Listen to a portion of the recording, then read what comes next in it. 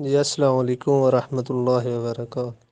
آپ کائنڈلی یہ بتا دیں کہ جب حلبی نے سوال کیا جناب امام جعفر صادق علیہ السلام سے کہ نماز میں ائمہ علیہ السلام کا نام لے سکتے ہیں، تو مولا نے فرمایا کہ اجملہم، یعنی لے سکتے ہیں۔ تو آپ یہ بتائیں، میرا سوال یہ ہے کہ کیا حلبی اس سوال سے پہلے نماز میں درود پڑھتا تھا یا نہیں؟ یہ بتا دیں۔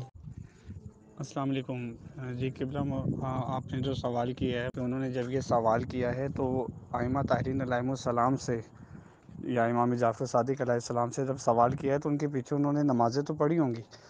اگر امام جعفر صادق علیہ السلام نے اپنی نماز میں اپنے تشہد کے اندر امام علی کا یا پہلے 5 ائمہ کا ذکر کیا تھا تو ان کو پھر سوال کرنے کی ضرورت نہیں تھی۔ یا میں مثال دیتا ہوں کہ اگر انہوں نے یہ پوچھتے کہ بھئی سورہ فاتحہ پڑھ سکتے ہیں، اس کا مطلب ہے کہ انہوں نے پہلے پڑھتے ہوئے نہیں دیکھا۔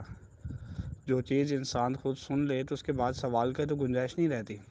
اس کا مطلب ہے کہ امام جعفر صادق علیہ السلام کو انہوں نے تشہد کے اندر ائمہ طاہرین علیہم السلام کا نام لیتے ہوئے نہیں سنا، تو اس نے یہ سوال کیا، تو امام نے کہا کہ لے سکتے ہیں اجمالی طور کے اوپر۔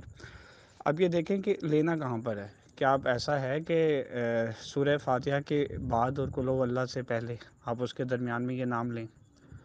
جگہ نہیں نہ بنتی۔ آپ بھی خود دیکھیں رکوع کے اندر کس طریقے سے کیسے نام لیا جائے، کیا وہ تسبیح پڑھنے کے بعد دعائے کلمات کہے جا سکتے ہیں، یا تسبیح کے درمیان میں کہ ایک دفعہ سبحان ربی العظیم و بحمدہ کہنے کے بعد اور اس کے دوسروں کے دونوں کے درمیان، یعنی کہ کوئی نہ کوئی جگہ تو ہوتی ہے نا جہاں پر کیا جا سکتا ہے۔ تو شیخ صدوق نے بھی یہ جو سی روایت لکھی ہے اس کو قنوت کے باب میں لکھا ہے، ٹھیک ہے، اور اس کا تذکرہ 2 بار ہوا ہے، اور دوسری بار جہاں پر ہوا ہے غالباً 5914 ہیں شاید، اس کا دوبارہ سے چیک کیا جا سکتا ہے یا اس کے تھوڑا سا آگے پیچھے ہیں۔